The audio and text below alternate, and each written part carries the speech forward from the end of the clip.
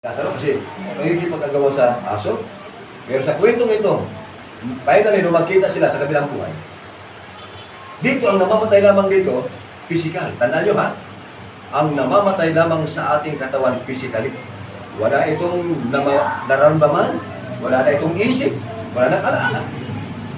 Pero naniniwala ko na may kaluluwa na yung espiritu hindi niya namamatay.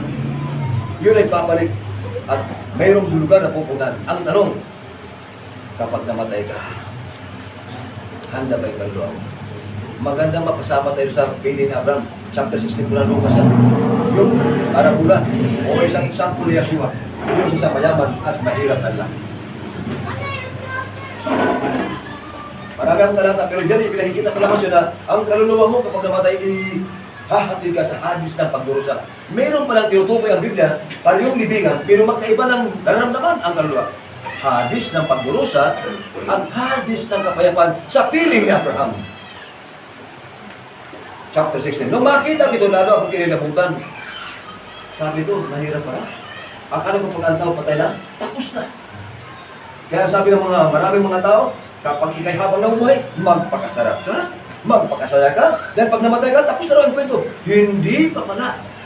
Pinag-aralan ko ng malalim. Yung pala may continuous pa yan. Yung iyong katawan, totoong wala naman ay masitatarin ng pinupinot ipakain sa aso yan, wala niya maramdaman. Pero yung lalapas katawan mo na, espiritu yung kaluluwa at tawag. Kasi ang tao, binubuo na tatlong bagay. Una, body. Ang sunod,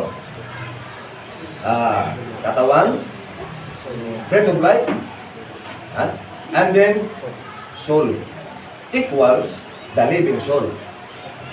Una, ulit natin ha, katawan, kaluluwa, at hininga ng buhay, yung tinatawag natin breath of life.